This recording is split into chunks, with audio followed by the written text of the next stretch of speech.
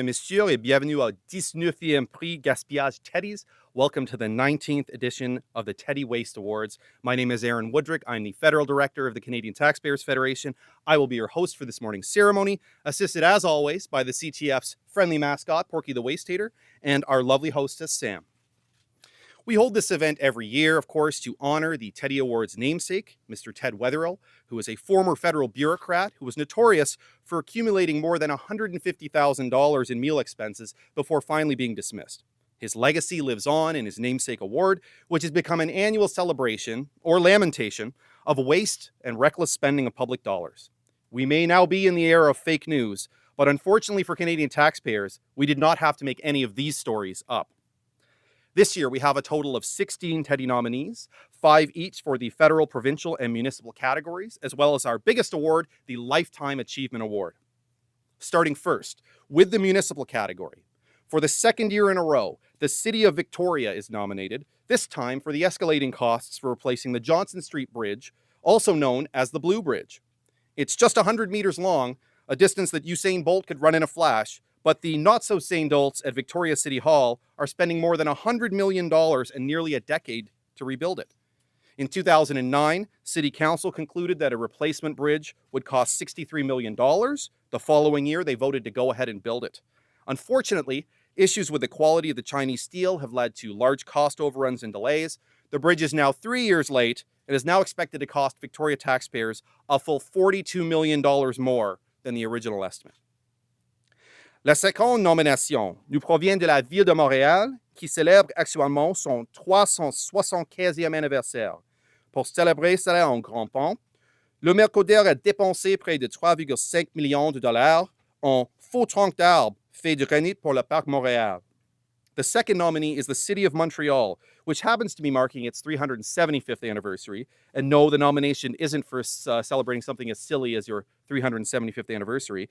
It's actually for it's deciding to install 27 fake granite tree stumps on Mount Royal just to mark the occasion.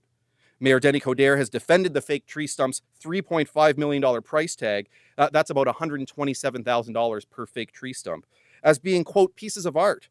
But an expert familiar with the original design of Mount Royal Park describes them as being, quote, awkward and unnatural, and of, quote, having the appearance of having landed from another galaxy.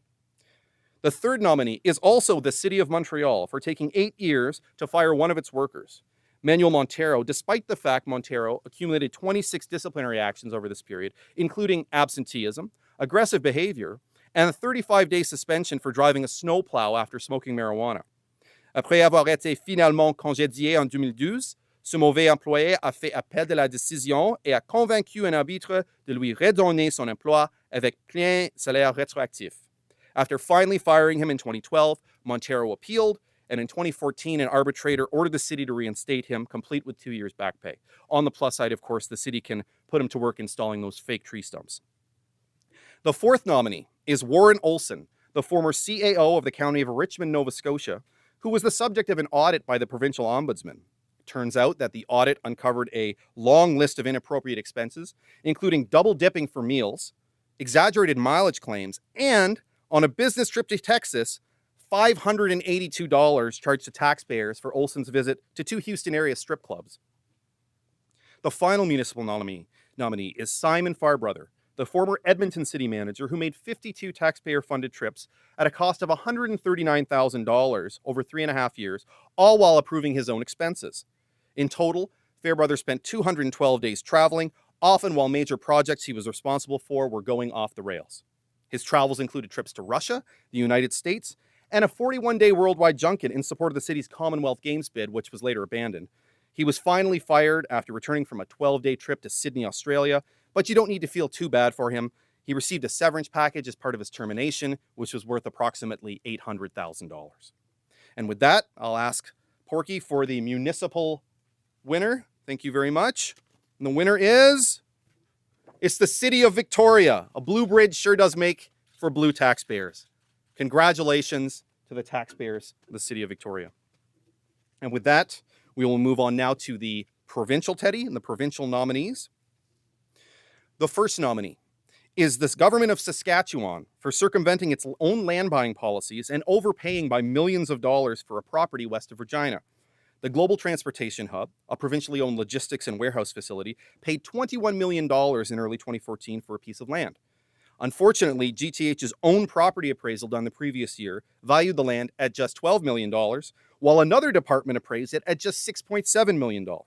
Premier Brad Wall later admitted, quote, mistakes were made on this file. Indeed, they were, Premier, to the tune of at least $9 million. A second nominee is the government of Nova Scotia for bankrolling a money-losing ferry service, including millions of dollars in upgrades to a ferry terminal.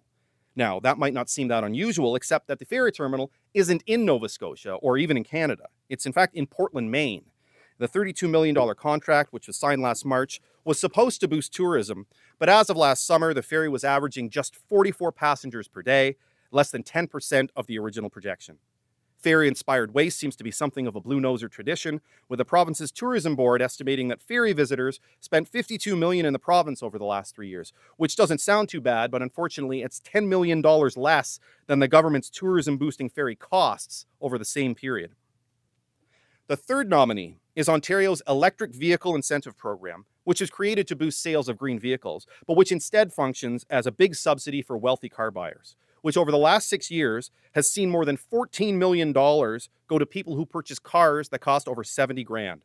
Last February, the government capped the subsidies at $3,000 per car for those selling between 75 and 100,000, until Tesla, whose Model S retails for 135,000, registered a lobbyist at Queen's Park. Lo and behold, just this month, the Ontario government flip-flopped and boosted the subsidy for cars in Tesla's price range to a whopping $14,000 per vehicle. Of course, for sure, that was a complete coincidence. Keeping with the car theme, the fourth nominee is Marilyn Smith, the chair of the Calgary and South Mental Health Review Panel, whose love of black town cars cost taxpayers more than $39,000 over an 18-month period. Smith would hire cars for trips lasting little more than an hour, and then taxpayers would be on the hook for the drivers waiting around for several hours at a time. Last February, after the CTF publicized Smith's free spending ways, Alberta Health stated they had directed staff to use less expensive modes of transportation where possible, but that hasn't slowed Smith down. She's continued to incur thousands of town car bills throughout 2016. And our final nominee hails from la belle province, Madame France Boucher, récipiendaire d'une nomination partisane des libéraux en 2012 à la Régie du cinéma. Lorsque le Parti québécois a formé le gouvernement ensuite, elle a été mise sur une tablette ailleurs au gouvernement. Madame Boucher ne s'est jamais présentée au travail tout en continuant d'être payée à temps plein. To repeat, the new PQ government put Madame Boucher, a Liberal appointee, on loan to a different public agency, but she never actually went to work at her new job. Instead, she began a 15-month sick leave that ended in the spring of 2014 when the Liberals returned to power. After a brief return to her workplace, Madame Boucher once again went on leave. Incredibly, through this entire saga, she kept collecting her $180,000 salary until she was finally moved to yet another position in 2016, where we presume she may have to suffer the indignity of actually showing up for work. And with that, I will ask Porky for the provincial envelope. Very much. And the winner is Ontario's Electric Vehicle Incentive Program. Nothing says good taxpayer value like subsidizing rich people's cars. Oops. Thank you very much. And with that, we will move to the federal nominees. The first nominee is the Department of Agriculture and Agri-Food Canada for a truly classic case of pork for pork. Last July, the federal department, together with the government of Manitoba, announced a $500,000 handout to Maple Leaf Foods' Winnipeg plant to help expand production of the very innovative and strategic product, bacon. But don't worry, Porky, we'll make sure we keep you far away from Winnipeg for the foreseeable future. The second nominee is the Department of Canadian Heritage for commissioning a survey to ask tourists visiting Parliament Hill for a Christmas light show whether or not they like the show. The $14,000 survey reveals some shocking results, such as the fact that 94% of tourists said they enjoyed the Christmas lights, and a full 98% who said they would recommend the Christmas lights to others. The third nominee is Public Services and Procurement Canada for the Phoenix payroll fiasco. A bungled rollout of the government's new pay administration system left tens of thousands of government employees receiving incorrect pay, or in some cases no pay at all.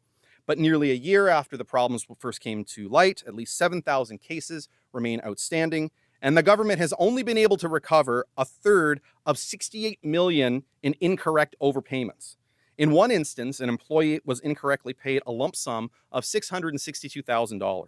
And to top it all off, the cost estimate for fixing the system is at least $50 million. The fourth nominee is, again, Public Services and Procurement Canada, together with Cabinet Ministers Amarjeet Sohi and Patty Hajdu for their pricey office renovations.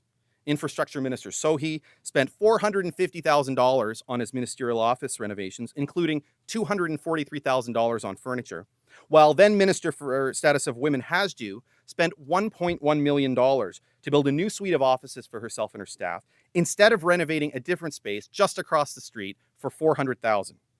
Meanwhile, Public Services and Procurement spent more than $416,000 renovating the nearly new Flaherty building in Ottawa, spending $52,000 on a bike storage room, $59,000 on new furniture, and $5,000 to install 56 coat hooks.